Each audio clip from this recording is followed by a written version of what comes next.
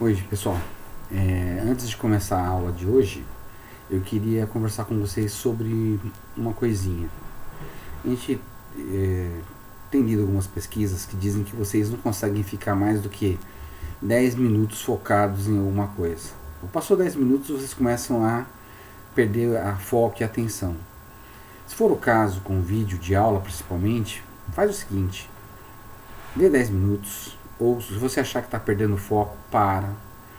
Vai brincar com o cachorro, vai tomar um café, vai fazer outra coisa, vai ler um gibi. Depois você volta e vê o vídeo. Por quê?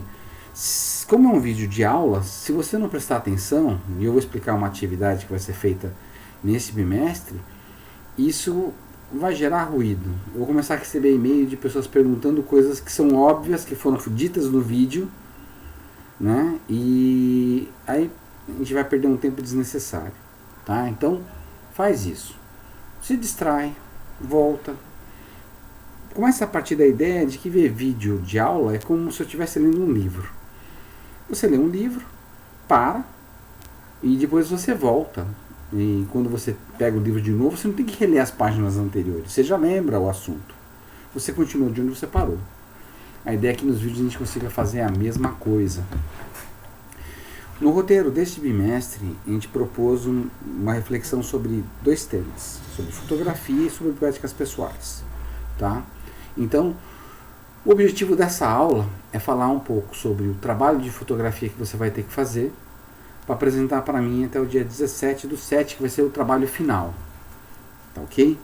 Como eu vou colocar no texto que eu vou deixar fixado lá no Classroom, é o momento de colocar a mão na massa. Agora que você vai colocar em prática tudo aquilo que você teoricamente pensou nesse tempo todo, tá?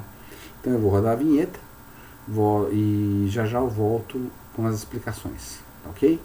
Até daqui a pouco.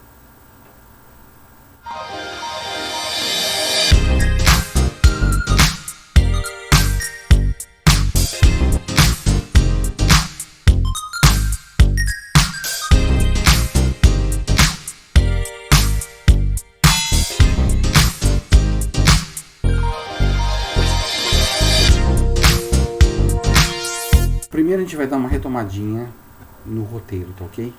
O que foi passado para vocês. Então, vamos lá. Eu vou colocar aqui a tela com o roteiro.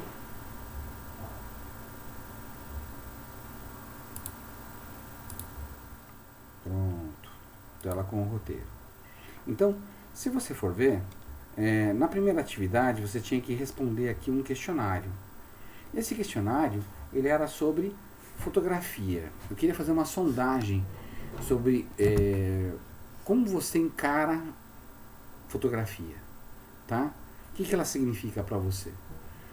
Na sequência, eu pedi para vocês verem os vídeos e falar sobre poéticas pessoais. Então você ia ver alguns fotógrafos famosos, tá bom? Sebastião Salgado, o Vicky Muniz. E aí você ia tentar fazer um texto onde você associasse a questão da poética pessoal com o trabalho desses fotógrafos.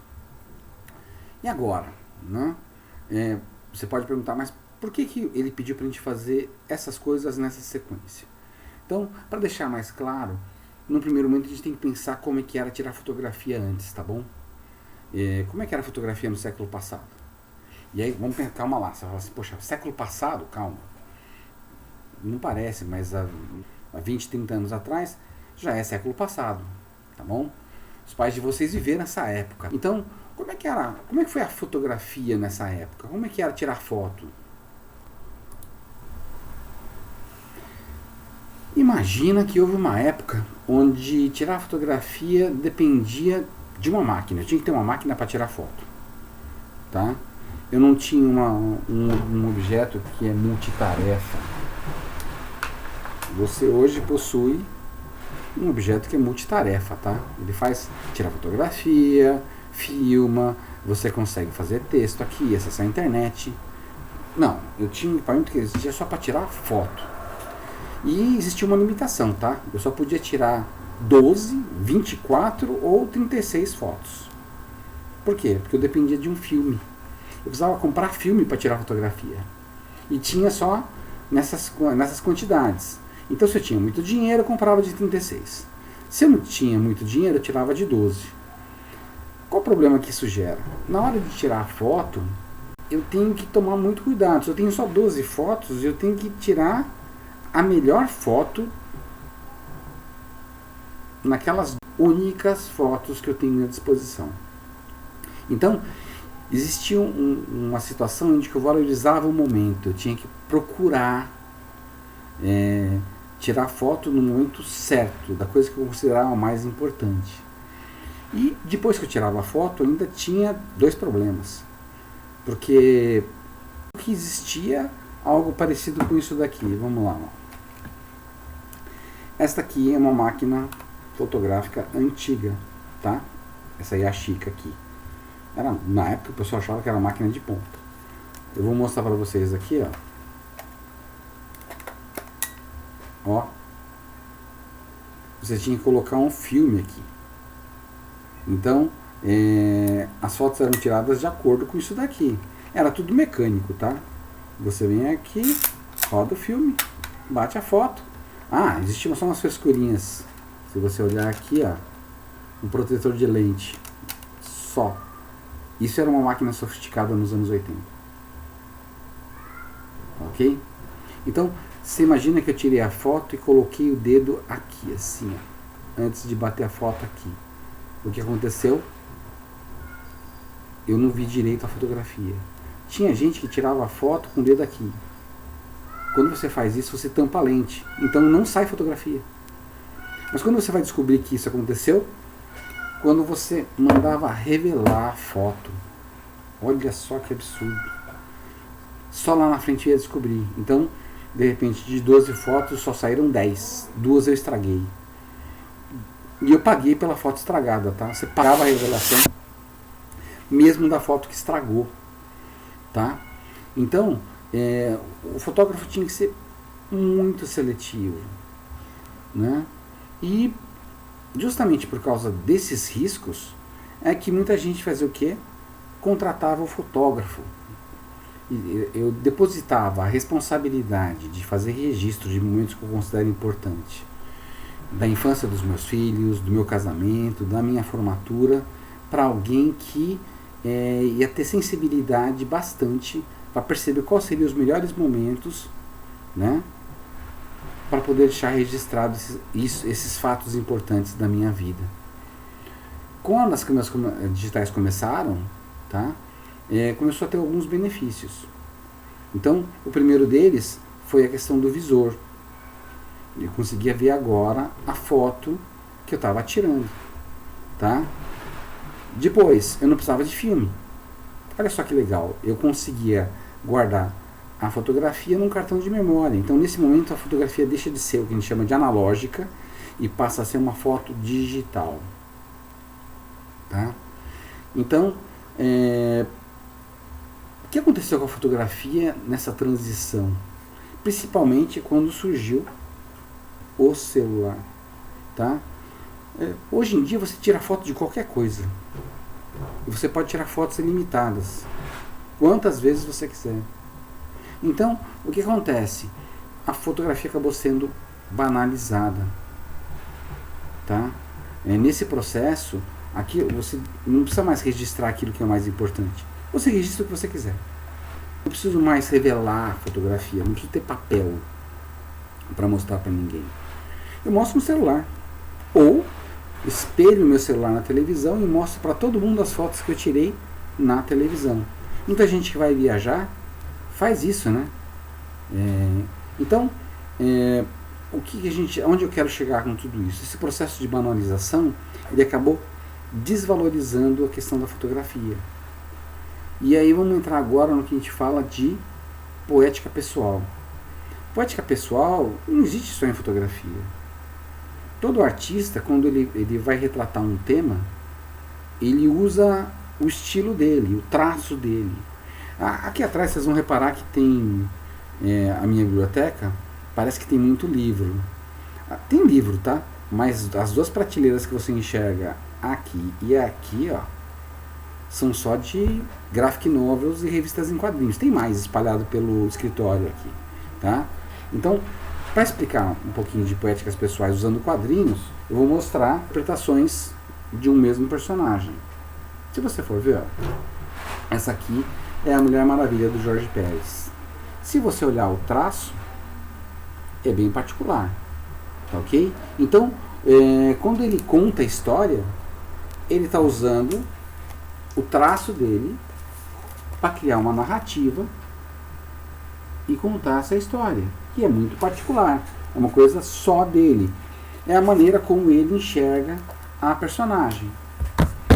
Eu já tenho outros desenhistas que fizeram a mesma personagem, reparem, ó o traço como é diferente, ó.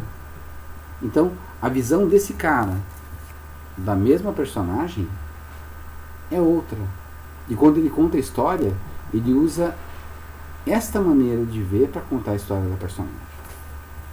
Tem mais. Tem personagens que você tem aí, deixa eu ver se eu enquadro direitinho. Olha só que coisa linda. Tá bom? Isso daqui é a maneira que esse artista criou de contar a história dessa personagem. E por último, que tem traços que não são tão maravilhosos, são mais simples, mas são igualmente formidáveis na hora de contar a história. Dá uma olhada, eu vou colocar aqui para enquadrar melhor essa revista. Olha só. É mais simples, mas é uma maneira de contar a história, e nem por isso ela se torna menos legal. Ela dá conta daquilo que ela se propõe. Ela narra a história da personagem usando o ponto de vista do desenhista. Então, existe uma frase de um cineasta brasileiro chamado Glauber Rocha, do cinema. Foi um período de produção do cinema pós Segunda Guerra Mundial, tá? E a frase dele é assim: é uma câmera na mão e uma ideia na cabeça. Se você tiver isso, você produz cinema. Fotografia não é diferente.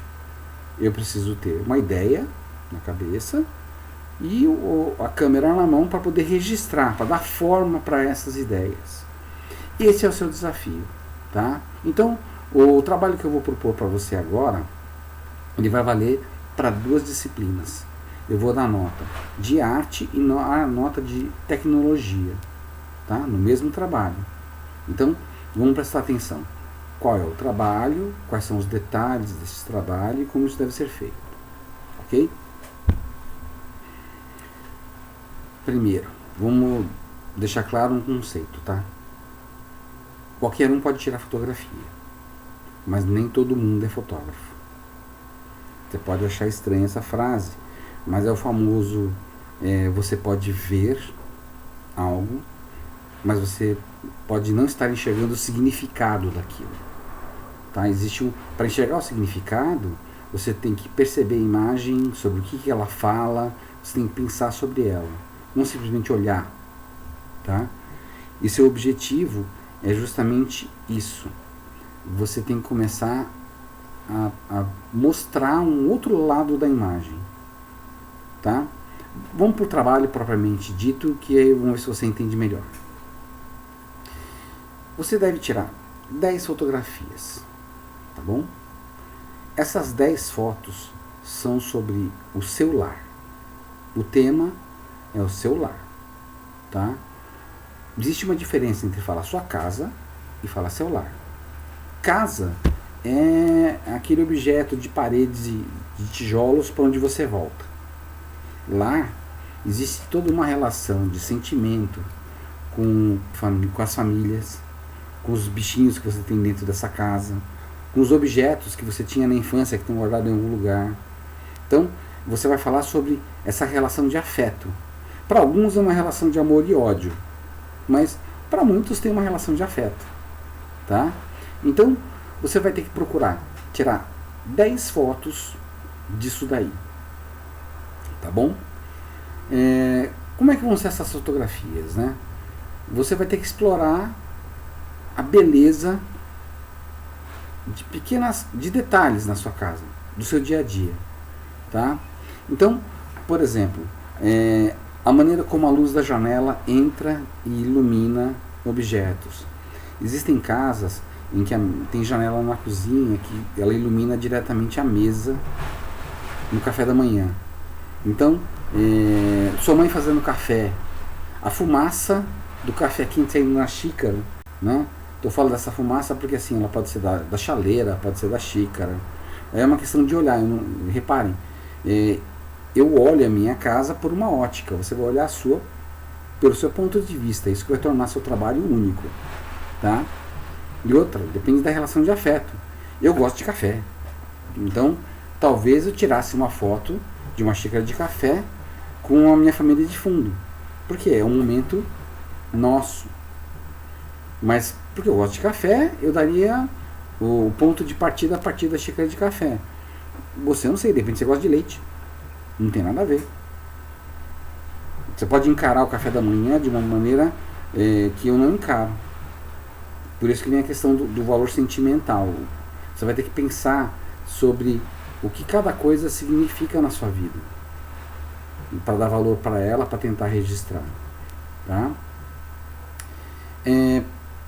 Um passo muito importante do processo, antes de você tirar as 10 fotos, qual que é? Você tem que pegar o seu celular e explorar a câmera, tá? Você tem que entender os recursos que ela dispõe. Existem filtros aqui, eu posso usar filtro preto e branco, posso usar sépia. Lembrando que o pessoal que usa preto e branco e sépia é porque você está usando, tá? Fotos que tentem lembrar um período mais antigo. E fotos em preto e branco, por exemplo, você explora muito mais luz e sombra na composição da fotografia do que no sépia ou no colorido. E isso pode dar ênfase na dramaticidade da cena. A foto da xícara que eu falei em preto e branco, ela vai ter uma carga emocional diferente de uma foto tirada colorida, tá?